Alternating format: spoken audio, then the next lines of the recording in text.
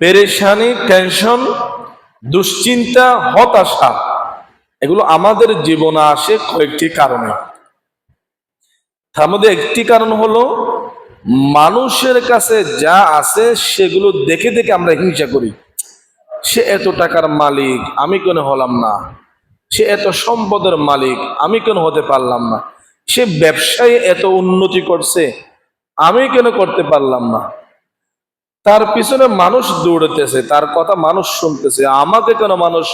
এই যে মানুষের কাছে যা দেখে এগুলো রিস্ক করে হিংসায় চলে, এই যে মানুষ টেনশনের মধ্যে পড়ে যায়। এই জন্য রব্বুল আলামিন বলেন, হে আদম সন্তান, তুমি যদি আনন্দ খুশির মধ্যে থাকতে চাও, সুখী শান্তি জীবন যদি তুমি পেতে চাও, মানুষের কাছে যে অর্থ সম্পদ ক্ষমতা আছে সেগুলো দেখতে পারবা না। সব সময় দৃষ্টিশক্তির নিচে দিকে রাখবা।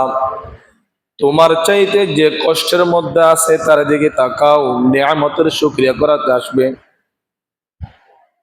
আপনাকে আল্লাহ তাআলা ডাল বাজি দিয়ে 2 বেলা খানা খাওয়াইতেছে। সমাজে তো এমন অনেক মানুষ আছে যে 1 বেলা ডাল দিয়ে ভাত খেতে পারে না। তার দিকে আপনি তাকান, টেনশন আসবে না গুস্তা না খাওয়ার, শুকরিয়া করা আসবে, আল্লাহ আমাকে বাজি দিয়ে ডাল দিয়ে সম্মানের সহিত 2 মুঠো ভাত আল্লাহ আমাকে খাওয়াইছে। এই জন্য মানুষের সম্পদ, মানুষের টাকা, মানুষের মর্যাদার দিকে তাকাইলে আপনি সারা জীবন টেনশনের মধ্যে থাকবেন।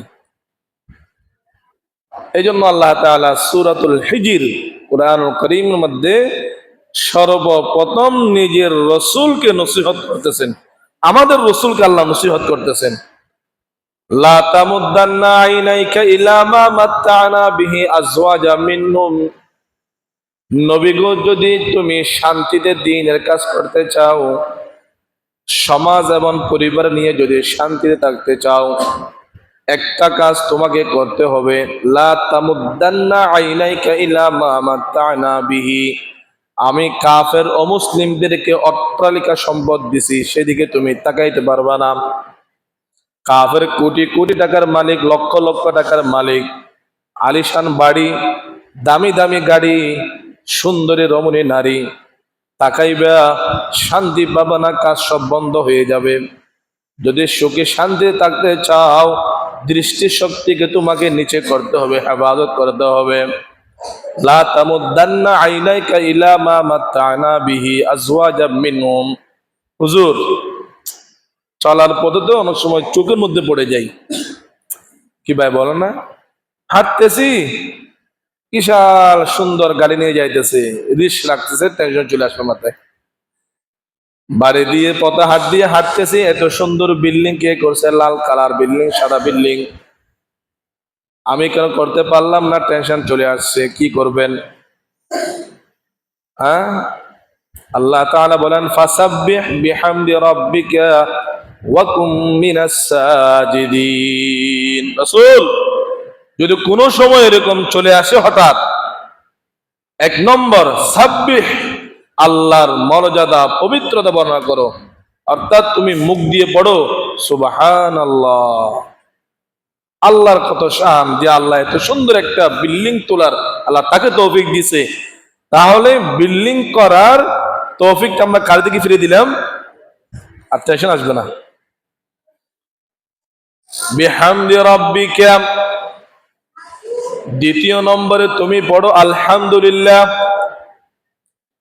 আলহামদুলিল্লাহ, আল্লাহ আমার ভাইকে তৌফিক দিয়েছে, সমস্ত প্রশংসা আল্লাহর, যিনি আমার ভাইকে টাকা দিয়েছে, এত সুন্দর বাড়ি করতে পারছে। সুবহানাল্লাহ। আলহামদুলিল্লাহ যখন তোমার মুখ দিয়ে বাইর হবে বান্দা, অন্যের সম্পদ দিকে হিংসার কারণে তুমি টেনশনের মধ্যে ভুগবা না।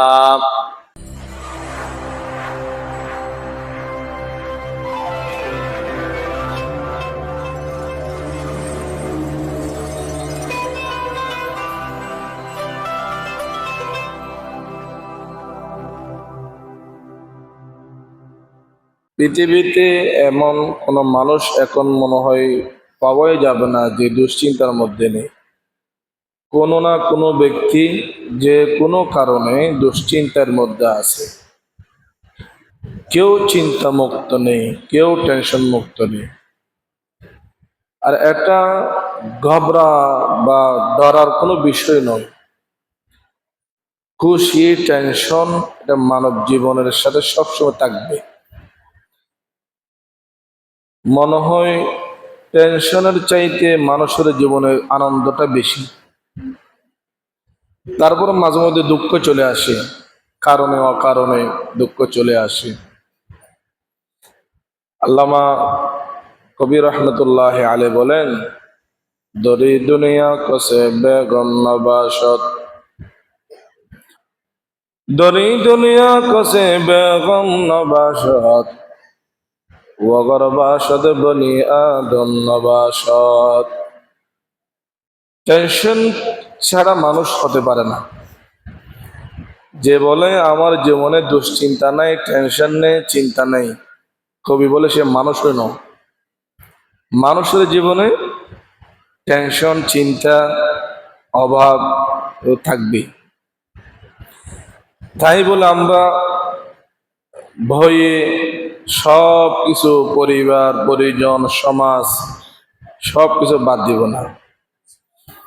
এমন পরিস্থিতির সম্মুখীন হলে আমাদের করণীয় কি, এই বিষয়ে রাসূল আকরাম সাল্লাল্লাহু আলাইহি ওয়াসাল্লামের সুন্নাহ এবং আদর্শ আমাদেরকে বুকে লালন করতে হবে।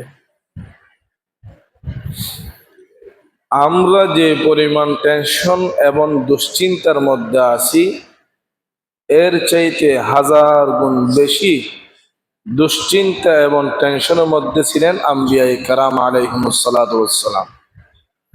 হাদিস শরীফের স্পষ্ট ভাষা, আসাদুল বালা আল আম্বিয়া, পৃথিবীর মধ্যে সবচাইতে বেশি মুসিবত, টেনশন এবং দুশ্চিন্তার মধ্যে ছিলেন নবী রাসূলগণ।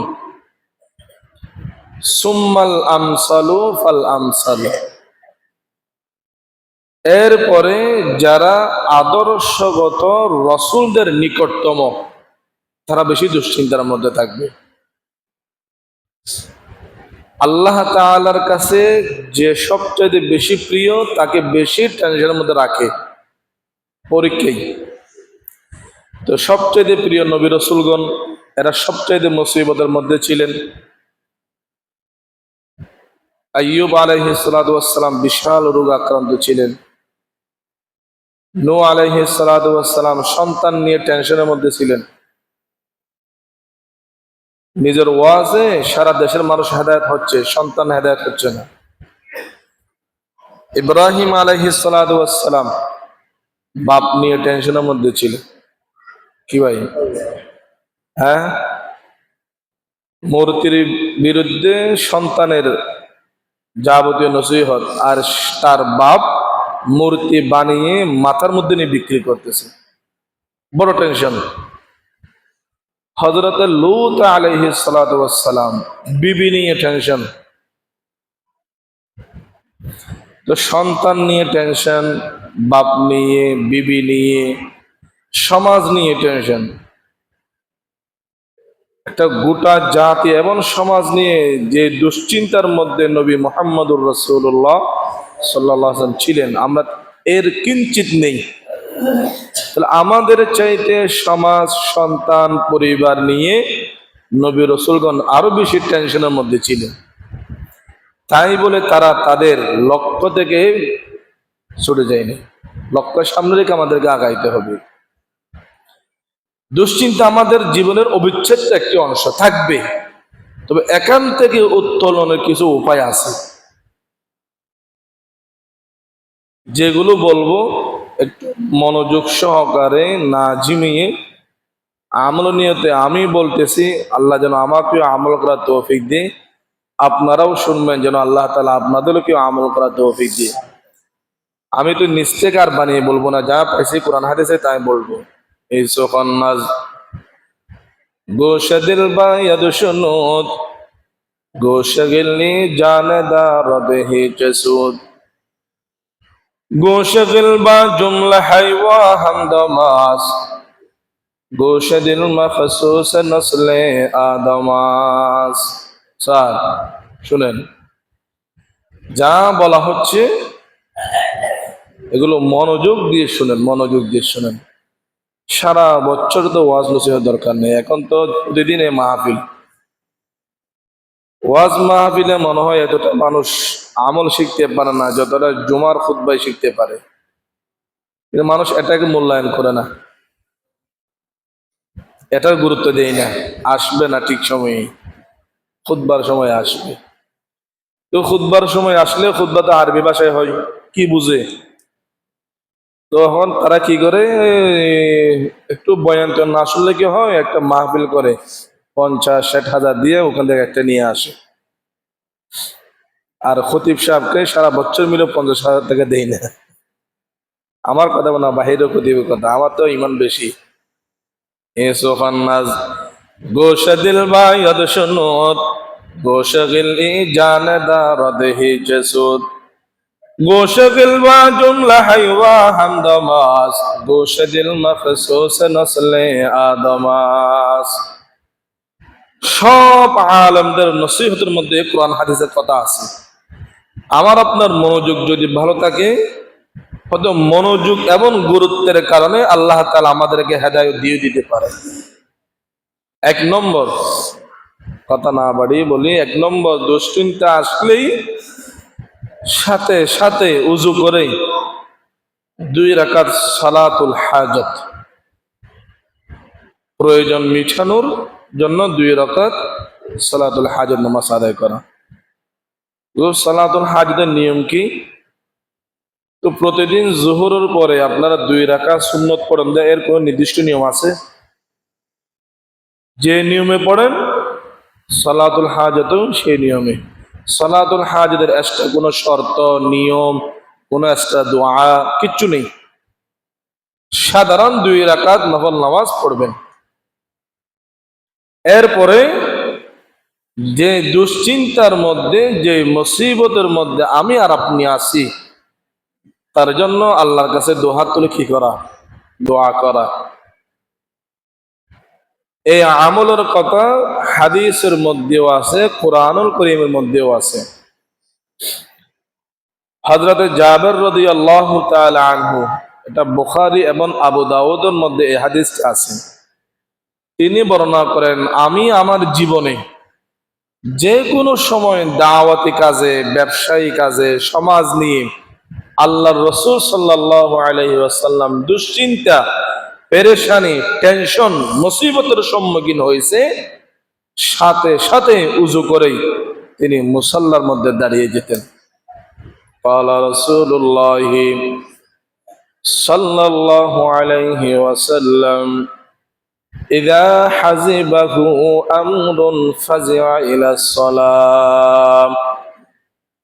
সরকার দু জাহা মুহাম্মদুর রাসূলুল্লাহ সাল্লাল্লাহু আলাইহি ওয়াসাল্লাম তার জীবদ্দশায় যে কোনো টেনশন মুসিবতের সম্মুখীন হলেন, ফাজিআ ইলা সালাহ বলে সমাজ নেতা, এমপি, মন্ত্রী, মানুষের কাছে যাওয়ার চাইতে দ্রুত, ফাজিআ মানে দ্রুত। আমরা তো মুসিবতের মধ্যে পড়লে দ্রুত নেতার কাছে যাই সমাধানের জন্য। হ্যাঁ, পাওয়ারফুল ব্যক্তি, অর্থবান ব্যক্তির কাছে যায়, ভাই আমি একটু মুসিবতে সাহায্য করেন। হ্যাঁ, রাসূল আকরাম সাল্লাল্লাহু আলাইহি ওয়াসাল্লাম যে কোনো সময় মুসিবতের মধ্যে পড়তেন, টেনশনের মধ্যে পড়তেন, ফাজিআ ইলাস সালাতি দ্রুত নামাজের জন্য দাঁড়িয়ে যেতেন, সাথে সাথে নামাজ পড়তেন। নামাজ পড়ছে আল্লাহ তাআলা মুসিবত টেনশন থেকে রাসূলকে মুক্তি দিয়ে দিয়েছে। হযরত আইয়ুব আলাইহিস সালাতু ওয়াস সালাম সারা শরীর রোগে আক্রান্ত, একবারের জন্য কারো কাছে সাহায্য চাইনি। কিন্তু যে সময় পোকা জিহ্বার মধ্যে কি দিছে, কামড় দিছে, সে সময় আইয়ুব আলাইহিস সালাতু ওয়াস সালাম আল্লাহর কাছে দোয়া করছেন।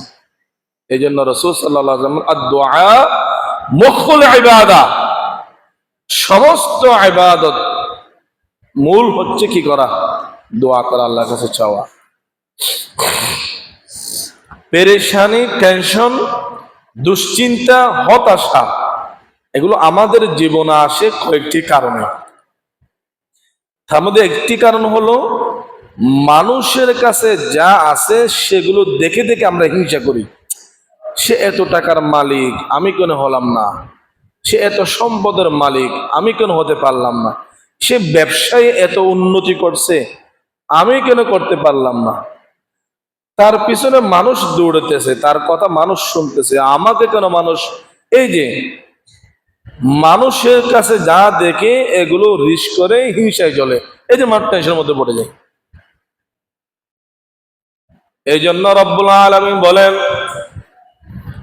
হে আদম সন্তান, তুমি যদি আনন্দ খুশির মধ্যে থাকতে চাও, সুখী শান্তি জীবন যদি তুমি পেতে চাও, মানুষের কাছে যে অর্থ সম্পদ ক্ষমতা আছে সেগুলো দেখতে পারবা না।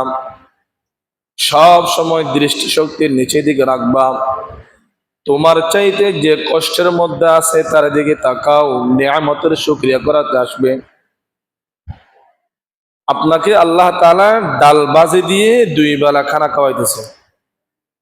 সমাজে তো এমন অনেক মানুষ আছে যে এক বেলা ডাল দিয়ে ভাত খেতে পারে না। তার দিকে আপনি থাকান, টেনশন আসবে না গুস্তা না খাওয়ার, শুকরিয়া করা আসবে, আল্লাহ আমাকে বাজি দিয়ে ডাল দিয়ে সম্মানের সহিত 2 মুঠো ভাত আল্লাহ আমাকে খাওয়াইছে। এই জন্য মানুষের সম্পদ, মানুষের টাকা, মানুষের মর্যাদার দিকে তাকাইলে আপনি সারা জীবন টেনশনের মধ্যে থাকবেন। এই জন্য আল্লাহ তাআলা সূরাতুল হিজর কুরআনুল কারীমের মধ্যে সর্বপ্রথম নিজের রসুলকে নসিহত করতেছেন, আমাদের রসুলকে আল্লাহ নসিহত করতেছেন। লা তামুদ্দান্না আইনাইকা ইলা মা মাত্তা'না বিহি আজওয়াজা মিনহুম, নবী গো, যদি তুমি শান্তিতে দ্বীনের কাজ করতে চাও, সমাজ এবং পরিবার নিয়ে যদি শান্তিতে থাকতে চাও, একটা কাজ তোমাকে করতে হবে। লা তামুদ্দান্না আইনাইকা ইলা মা মাত্তা'না বিহি, আমি কাফের অমুসলিমদেরকে অট্টালিকা সম্পদ দিছি, সেদিকে তুমি তাকাইতে পারবা না। কাফের কোটি কোটি টাকার মালিক, লক্ষ লক্ষ টাকার মালিক, আলিশান বাড়ি, দামি দামি গাড়ি, সুন্দরী রমণী নারী, তাকাইবা শান্তি পাবা না, কাজ সব বন্ধ হয়ে যাবে। যদি সুখে শান্তি থাকতে চাও, দৃষ্টি শক্তিকে তোমাকে নিচে করতে হবে, ইবাদত করতে হবে। লা তামুদ্দান্না আইনাইকা ইলা মা মাত্তা'না বিহি আজওয়াজাম মিনহুম। হুজুর, চলার পথে তো অনেক সময় চোখের মধ্যে পড়ে যাই। কি ভাই বলো না? হাঁটতেছি, বিশাল সুন্দর গাড়ি নিয়ে যাইতেছে, রিস্ক লাগতেছে, টেনশন চলে আসলো মাথায়।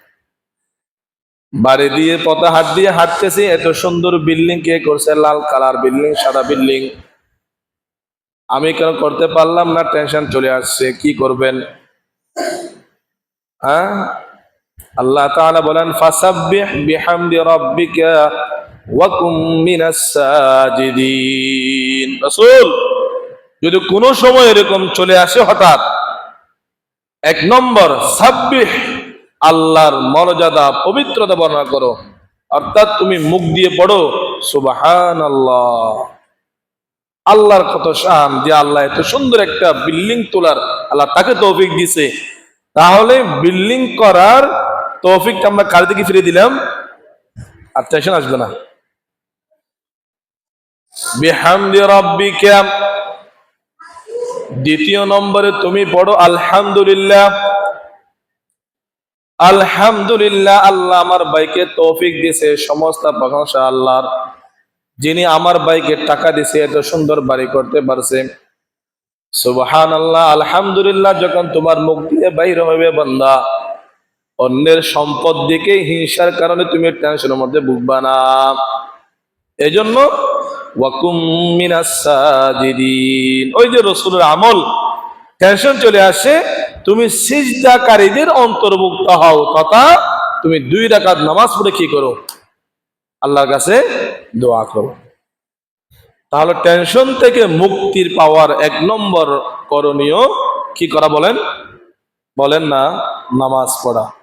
কারো কাছে বলবো না, মনের দুঃখ, পেরেশানি, টেনশনের কথা একজনকে বলবো আমরা। কে? তিনি আমাদের সব দুঃখ কষ্ট কথা শুনবেন। পৃথিবীর কেউ আপনার কষ্ট কথা শুনবে না। বললেই আপনি যদি আপনার ভাই, আপনার বন্ধু, প্রতিবেশীকে যদি আপনার কষ্টের কথা বলেন, আপনার কষ্টের সুযোগ নিয়ে আপনাকে আঘাত করবে, সাহায্য করবে না। এই বিপদের মধ্যে কিভাবে আপনাকে গায়ে করা যায়, আরো গর্তের মধ্যে ফেলে দেওয়া যায়, এই চিন্তা করে আমাদের সমাজ, আত্মীয় স্বজন। এই জন্য তো রাসূল সাল্লাল্লাহু আলাইহি সাল্লাম যে কোনো বিপদ পড়ছে আত্মীয় স্বজনকে বলতেন না, একজনকে বলতেন। তিনি কে? قال رسول الله صلى الله عليه وسلم إذا حزبه أمر فزع إلى الصلاة। বান্দা যে কোনো পরিশানি, দুঃখ, কষ্টের মধ্যে পড়বা, নামাজ পড়ে কাকে ডাকবা? এক নম্বর আমল। দুই নম্বর আমল, আল্লাহর কাছে দোয়া করা। দোয়া করলেই টেনশন, দুশ্চিন্তা থেকে আল্লাহ তাআলা কি দান করবেন? মুক্তি দান করবেন। হাদিস শরীফের মধ্যে আছে, রাসূল আকরাম সাল্লাল্লাহু আলাইহি ওয়াসাল্লাম ইরশাদ করেন, যে কোনো ব্যক্তি সকাল সন্ধ্যা এই দোয়া পাঠ করবে, আল্লাহুম্মা ইন্নী আউযু বিকা মিনাল হাম্মি ওয়াল হাযান ওয়া আউযু বিকা মিনাল আজাজি ওয়াল কাসাল ওয়া আউযু বিকা মিনাল বুখলি ওয়াল জুবন ওয়া আউযু বিকা মিন গালাবাতিদ দাইনি ওয়া কাহরির রিজাল। সকাল সন্ধ্যা 3 বার 7 বার করে যারা এই দোয়া পাঠ করে, সমাজ নিয়ে দুশ্চিন্তা, পরিবার নিয়ে দুশ্চিন্তা, ব্যবসা নিয়ে দুশ্চিন্তা, সন্তানাদি নিয়ে দুশ্চিন্তা, সব দুশ্চিন্তা থেকে আল্লাহ তাআলা আমাকে আপনাকে মুক্তি দান করবেন। ছোট দোয়া শিখে নিবেন। আল্লাহুম্মা ইন্নী আউযু বিকা মিনাল হাম্মি ওয়াল হাযান ওয়া আউযু বিকা মিনাল আজাজি ওয়াল কাসাল ওয়া আউযু বিকা মিনাল বুখলি ওয়াল জুবন ওয়া আউযু বিকা মিন গালাবাতিদ দাইনি ওয়া কাহরির রিজাল। দুইটা আমল বললাম। এক নম্বর নামাজ, দুই নম্বর কি বলেন? দোয়া করা। 3 নম্বর আমল জিকির করা। বলেন কি করা? জিকির করা। দুশ্চিন্তা, মানুষ টেনশনের মধ্যে থাকে কখন? যখন সে একাকী বসে থাকে। একাকী যখন সে বসে থাকে, নানান ধরনের দুশ্চিন্তা আমাদের মাথার মধ্যে চলে আসে। তো আল্লাহ তাআলা বলতেছে, বান্দা তুমি যখন একাকী হয়ে যাবা, তখন হাতের মধ্যে একটা কি নাও? তসবিহ নাও। তসবিহ নিয়ে তুমি আমাকে ডাকো, লা ইলাহা ইল্লাল্লাহ, লা ইলাহা ইল্লাল্লাহ, লা ইলাহা ইল্লাল্লাহ, লা মুহাম্মাদুর রাসূলুল্লাহ। মুসলমান দোস্ত হাবাব, সূরাতুর রা'দ, আল্লাহ পাক রব্বুল আলামিন বলেন, আলা বিযিকরিল্লাহি তাতমাইন্নুল কুলুব। বান্দা যখন তুমি অশান্ত হৃদয় নিয়ে বসে থাকবা, অশান্ত হৃদয়কে শান্ত করার ওষুধ হলো জিকরুল্লাহ, আল্লাহর জিকির করা। আল্লাহ আল্লাহ বলে জিকির করা সবচেয়ে উত্তম জিকির। লা ইলাহা ইল্লাল্লাহ, লা ইলাহা জিকির হাকা মদগাজাই রুহেরা, জিকির হাকা মদগাজাই রুহেরা, আহমামদ ইয়াহমামদ ই দিলে মজরুহেরা। কবি বলতেছে, অশান্ত হৃদয়কে শান্ত করার মহা ঔষধ। শরীরের মধ্যে দাগ কাটলে, কাটা লাগলে ওষুধ মলম লাগানো, আর অন্তরের মধ্যে যে দুশ্চিন্তার রোগ যদি লাগে, এটা নিয়ন্ত্রণ করার, এটা ভালো করার মহা ঔষধ হচ্ছে কি করা? জিকির করা। লা ইলাহা ইল্লাল্লাহ, পড়েন, লা ইলাহা ইল্লাল্লাহ, লা ইলাহা ইল্লাল্লাহ। একাকী আপনি আপনাকে চিন্তা করেন, মানুষের সাথে যখন আপনি ওঠা বসা করেন, চলাফেরা করেন, কথা বলেন, বিবির সাথে কথা বলেন, সন্তানের সাথে কথা বলেন, বন্ধু বান্ধবের সাথে কথা বলেন, আর একাকী বসে বসে আল্লাহ জিকির করেন, কোন সময়টা আনন্দময় হয়ে দেখবেন। আমি তো কসম করে বলতে পারবো, বান্দা যে সময় আল্লাহর জিকির করে তার জীবনের সবচাইতে আনন্দময় সময় হলো সেইটা। সবচাইতে আনন্দময় সময় জিকিরের সময়।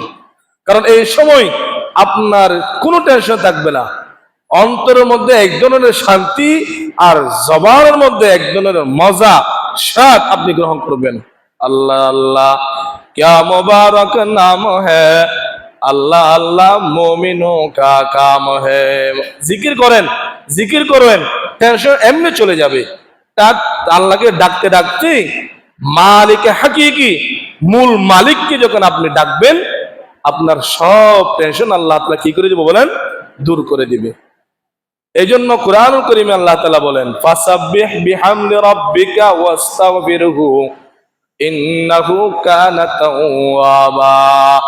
তুমি বেশি বেশি সুবহানাল্লাহ পড়ো, বেশি বেশি আলহামদুলিল্লাহ পড়ো, বেশি বেশি লা ইলাহা ইল্লাল্লাহ পড়ো, মাঝে মধ্যে আল্লাহু আকবার স্লোগান দাও বান্দা। অশান্ত হৃদয়কে আমি আল্লাহ মুহূর্তের মধ্যে শান্ত বানিয়ে দেব। সুবহানাল্লাহ। এই জন্য আমরা একটু কি করে জিকির করি? সুবহানাল্লাহ, আলহামদুলিল্লাহ, লা ইলাহা।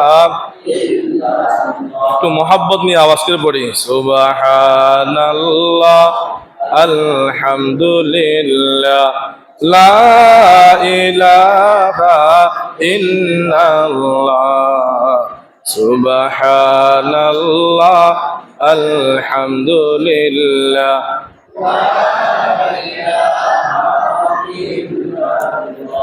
এই জিকির মাঝে মধ্যে যখন একাকী থাকবেন করবেন। আর যদি এত লম্বা জিকির যদি করতে মন না চায়, কি করবেন? আল্লাহু আল্লাহ, আল্লাহু আল্লাহ, আল্লাহু আল্লাহ। হাতে তসবিহ নিতে হবে না, আপনি আপনি মনে মনে পড়েন, মনে মনে আপনি পড়েন, দিলের মধ্যে আল্লাহ আল্লাহ বসাই দেন, সব টেনশন দুশ্চিন্তা মুহূর্তের মধ্যে দূর হয়ে যাবে। আমরা কথা কয়টা বললাম এখন? আমল, তিনটা আমল কথা বললাম। 1 নম্বর নামাজ পড়া, 2 নম্বর দোয়া করা, 3 নম্বর কি করা? জিকির করা। 4 নম্বর আত-তাওবাতু ইলাল্লাহ, আল্লাহর কাছে তওবা করা। গুনাহের কারণে মানুষের মধ্যে টেনশন চলে আসে, গুনাহের কারণে মানুষের জীবনে দুশ্চিন্তা চলে আসে, গুনাহের কারণে মানুষের জীবনে বিপদ চলে আসে। এই জন্য আল্লাহ তাআলা মাঝে মধ্যে বিপদ দিয়ে আপনাদেরকে পরীক্ষা করায়, বিপদ দিয়ে আপনার গুনাহ মাফ করায়। মুসিবতের মধ্যে ফেলেই, এক সময় আপনি অনেক টাকার মালিক ছিলেন, কিছুদিনের জন্য আল্লাহ তাআলা আপনাকে বিপদে রাখবে। আপনার সবর ধৈর্যশীলতার পরীক্ষা আল্লাহ করবে। যদি আপনি সে সময় ধৈর্য ধরে সুদের লেনদেনে লিপ্ত না হয়ে, হারাম কাজে লিপ্ত না হয়ে যদি ধৈর্যের পরীক্ষায় উত্তীর্ণ হতে পারেন, আল্লাহ তাআলা বিগতের চাইতে কোটি গুণ সম্পদ আল্লাহ তাআলা আপনাকে বাড়িয়ে দিবে। এই জন্য রাসূল আকরাম সাল্লাল্লাহু আলাইহি ওয়াসাল্লাম বলেন, قال رسول الله صلى الله عليه وسلم عجبا لأمر المؤمن إن أمره كله له خير وليس ذلك إلا للمؤمن। মুসলমান খুব ভালো করে খেয়াল করবেন, একজন মুমিনের জীবনের সব কিছু তার জন্য কল্যাণ নয়। ইন আসাবাতু সাররাউ শাকারা ফাকানা খায়রাল্লাহ। আপনি শান্তিতে আছেন, নিয়ামতের মধ্যে আছেন, ক্ষমতায় আছেন, ব্যবসায় ভালো চলতেছে, সুস্থ শরীর নিয়ে আছেন, শাকারা আলহামদুলিল্লাহ বলে আল্লাহর শুকর আদায় করেন, কানা খায়রাল্লাহ। যত বেশি শুকরিয়া করবেন নিয়ামত তত বেশি আল্লাহ বাড়িয়ে দিবেন। যত বেশি নিয়ামতের শুকরিয়া করবেন তত বেশি আল্লাহ তাআলা কি বাড়িয়ে দিবেন বলেন? নিয়ামত বাড়িয়ে দিবেন। ওয়া ইন আসাবাতু দাররাউ সাবারা ফাকানা খায়রাল্লাহ। মুসলমান খুব ভালো করে খেয়াল করেন, নিয়ামতের শুকরিয়া করলে নিয়ামত বাড়িয়ে দিবেন কে? আওয়াজ করে বলেন। পুরস্কার এখানে পাবেন না, আল্লাহ বলে আওয়াজ দিবেন, পুরস্কার পাবেন কোথায়? জান্নাতে। বলেন কোথায়? আখিরাতে। নেতার নাম বড় স্লোগান দিলে তো পুরস্কার এখানে পান, একটা আফসা একটা পান, আর যারা উঠাটান উঠাই দিতে মনে হয়। কিন্তু আল্লাহর নামে আওয়াজ বড় করে দিবেন, এখানেও পুরস্কার পাবেন, শান্ত হৃদয় বানিয়ে দিবে আল্লাহ তাআলা, আর আখিরাতেও পুরস্কার আছেই। এই জন্য আল্লাহর হাবিব বলে, ওয়াই নাসাবাতু দাররাউ সাবারাম, নিয়ামতের শুকরিয়া করেন, নিয়ামত বাড়িয়ে দিবেন কে? মুসিবতের মধ্যে পড়েন, সবার ধৈর্য ধারণ করেন, একানা খাইরুল্লাহ, এটাও আপনার জন্য বালা। বল হুজুর কি বালা? কোরআন কারীমের অন্য আয়াত আল্লাহ বলেন, ইন্নাল্লাহা মা'আস সাবিরিন। নিয়ামতের সুযোগ আল্লাহ নিয়ামত বাড়িয়ে দেয়, আর যারা ধৈর্যশীল আল্লাহ তাআলা তাদের কাঁধের মধ্যে হাত দিয়ে বলে, বান্দা কিছুদিন সবর কর, বিগতের চেয়ে হাজার গুণ নিয়ামত আমি আল্লাহ তোমাকে বাড়িয়ে দিব। রাজি আছি তো ইনশাআল্লাহ? নাকি দুশ্চিন্তায় পড়লে মাজারও দূর দিব? হ্যাঁ, নেতার কাছেও দূর দিবেন, নেতা আমি বিপদে পড়ে গেছি, আমাকে একটু বাঁচান। নেতা বলছে বাঁচাবো, আগে তোকে একটু স্লোগান দে আমার পিছনে, আমার সম্পর্কে একটু কিছু বল, আমি যে জনদরদি গরিব দুঃখী মেহনতি মানুষের উপরে একটু বলছিল, তুই লাইভ একটু বল, খেয়াল করবো। আপনাকে দিয়ে মার্কেটিং করে এসে অনেক টাকা কামাইছে, আপনাকে 10 টাকা দাঁড়া দিয়েছে। আমাদের নেতার স্বভাব। এই জন্য যে কোনো দুশ্চিন্তায় পড়লে আমরা সর্বপ্রথম কাকে বলবো? আল্লাহ। নামাজের মাধ্যমে আল্লাহকে বলবো, 2 রাকাত নামাজ পড়ে এরপরে দোয়া করব।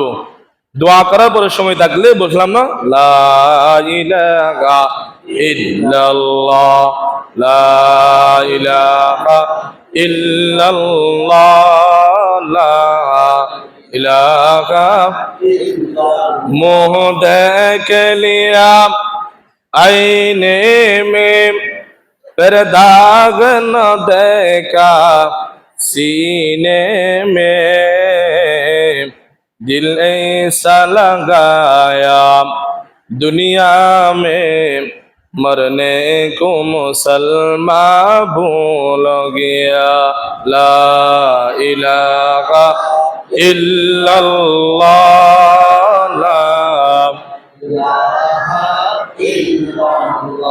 লা ইলাহা ইল্লাল্লাহ, লা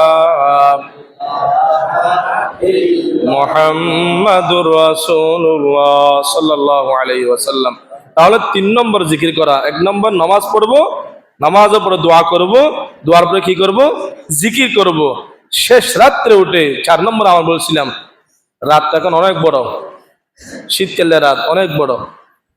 সন্ধ্যা 5টা 20 মিনিটে রাত শুরু হয়, 5টা 20 মিনিটে রাত শুরু হয়ে যায়। এশারের নামাজ 7:30টার দিকে হয়ে যায়, সর্বোচ্চ 8টা করবেন, এবার ঘুমিয়ে পড়েন। ঘুমাতে ঘুমাতে যখন 4টা বাজবে, 3:30টা, ফিট ব্যথা হয়ে যাবে, আপনার সিট আপনাকে উঠাই দেবে, বলো উঠ। যে আল্লাহ তোমাকে এত সুন্দর করে একটা ঘুম দিছে, উঠে সে আল্লাহর একটু শুকরিয়া আদায় করো, সিট তোমাকে ডাক দিবে। এই বিশাল রাত বাহিরে আড্ডা না দিয়ে ঘুমিয়ে পড়েন। শেষ রাত্রে উঠে আবার 2 রাকাত 4 রাকাত তাহাজ্জুদের নামাজ পড়ে দিনে যত আকাম কুকাম করছেন, গুনাহ করছেন, তার জন্য আল্লাহর কাছে খাঁটি দিলে তওবা করে দোয়া করেন, আগামী দিনের সমস্ত মুসিবত থেকে আপনার পরিবার পরিজনকে, আপনার ব্যবসাকে আল্লাহ তাআলা কি করবেন? হেফাজত করবেন। রাজি আছি তো ইনশাআল্লাহ? কয়টা আমল বললাম? আবার হাজিরা নেব। কয়টা আমল? 1 নম্বর নামাজ পড়া। 1 নম্বর কি পড়া? বলেন 1 নম্বর কি করা? 2 নম্বর দোয়া করা, 3 নম্বর জিকির করা, 4 নম্বর গুনাহ থেকে তওবা করা, সর্বশেষ 5 নম্বর আমল দুশ্চিন্তা এবং মুসিবত থেকে বাঁচার as-সাদাকা। যার যতটুকু সামর্থ্য আছে, মসজিদ, মাদ্রাসা, এতিম, গরিব, অসহায়, বিধবা মহিলাকে, বাপ মারা গেছে, অর্থের কারণে মেয়ে বিবাহ দিতে পারতেছে না, বাপ মারা গেছে, সন্তানকে দ্বীনি শিক্ষা দিতে পারতেছে না অর্থ অভাবের কারণে, প্রত্যেকের সামর্থ্য অনুযায়ী তার পাশে দাঁড়ান।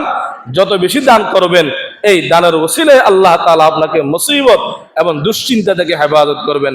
সর্বশেষ একটা ঘটনা বলে আপনাদের শেষ করি।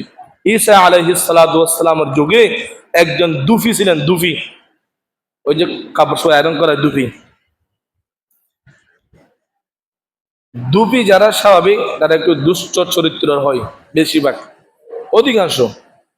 যে কোনো কারণে আল্লাহ তাআলা তার উপর নারাজ হয়ে গেছে। ঈসা আলাইহিস সালাম বদদুয়া করছে, এটা লম্বা ঘটনা সংক্ষেপে বলতেছি। ঈসা আলাইহিস সালাম বদদুয়া করছে তার জন্য। ঈসা আলাইহিস সালাম বদদুয়া কবুল হয়ে গেছে।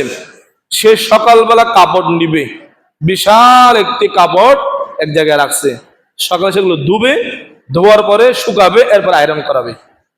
আল্লাহ তাআলা তার কাপড়ের গাঁঠির ভিতরে বিশাল এক সাপ বিষাক্ত সাপ আল্লাহ তাআলা পাঠিয়ে দিয়েছেন। কি কারণে? ওই সে যখন কাপড়ের মুখ খুলবে সাথে সাথে আল্লাহ তাআলা এই সাপ তাকে ধ্বংস করবে, সে জায়গার মধ্যে মারা যাবে। কিতাবের মধ্যে আছে ওয়াজ বেনজির মাওলানা আশরাফ আলী থানভী রাহমাতুল্লাহ আলাইহি এই ওয়াকে বিস্তারিত সঙ্গে উল্লেখ করেছেন। সেই সকালবেলা তার একটা অভ্যাস ছিল, স্বভাব ছিল, সে যখন কাপড় ধুলাই করার জন্য যাইতো, অনেক সময় লাগে, 3টা নারুটি সাথে নিয়ে যেত, রুটি। সে 3টা রুটি নিয়ে গেছে, 3টা রুটি নিয়ে গেছে সাথে। যাওয়ার পরে সে একটা খাইছে, একটা কুকুর আইছে। কুকুর আসার পরে জিহ্বা বাহির করে হা হা করে কাঁপতেছে। তার বুঝে আসলো মনে হয় কুকুরটা ক্ষুধার্ত। সে একটা নারুটি পানির মধ্যে ভিজাইয়া, এখনো কাপড় মুখ খুলে নাই, একটা রুটি ভিজাইয়া কুকুরকে দিছে। কুকুর সে রুটিটা খাইছে, খাওয়ার পরে কুকুরটা চলে গেছে। এরপরে বাকি আরেকটা নারুটি সে আর কিছুক্ষণ পরে খাওয়ার পরে মুখ খুলছে। মুখ খোলার পরে সে কাপড় দুপড় সব ধুলাই কইরা দোকানে চলে গেছে। ঈসা আলাইহিস সালাতু ওয়াস সালাম আল্লাহর কাছে আবার বুঝলেন, ইয়া রাসূলুল্লাহ, আল্লাহর কাছে বললেন, ইয়া রাব্বাল আলামিন, আমি বদদুয়া করলাম, কবুলও করছেন আপনি। আপনি সাপ পাঠাইছেন, এই সাপ তাকে দংশন করে নাই কেন, মারে নাই কেন, সে এখনো জীবিত কেমনে আছে? তখন আল্লাহ পাক রব্বুল আলামিন ঈসা আলাইহিস সালাতু ওয়াস সালামের কাছে ওহী পাঠাইলেন, ঈসা তুমি দোয়া করছো, কবুল হয়েছে ঠিকই, আমি আযাবের জন্য সাপও পাঠাইছি, কথাও ঠিক, কিন্তু সেই মুখ খোলার আগে আমার একটা নিরহ প্রাণী কুকুরকে একটা রুটি খাওয়ার কারণে আমি আল্লাহ তাআলা তাকে আজকের এই শাস্তি থেকে তাকে মুক্তি দান করেছি। ভাই, একটা কুকুরকে যদি রুটি খাওয়ার কারণে মানুষ যদি আল্লাহর আযাব থেকে বেঁচে থাকতে পারে, মৃত্যুর পথ থেকে যদি ফিরে আসতে পারে, আপনার আশেপাশে এতিমখানা আছে, আপনার বাড়ির পাশে প্রতিবেশী গরিব, তাকে একবেলা খানা খাওয়াইলে আল্লাহ তাআলা আপনাকে জাহান্নাম থেকে বাঁচাইবে না? কেন আমরা সেগুলো পারি না? না, খাওয়াইতে রাজি নেই। কোনো আয়োজন করলে, অনুষ্ঠান করলেই প্রথম আমাকে কাকে দাওয়াত দিই? পয়সাওয়ালা নেতা, তাদেরকে দাওয়াত দিই।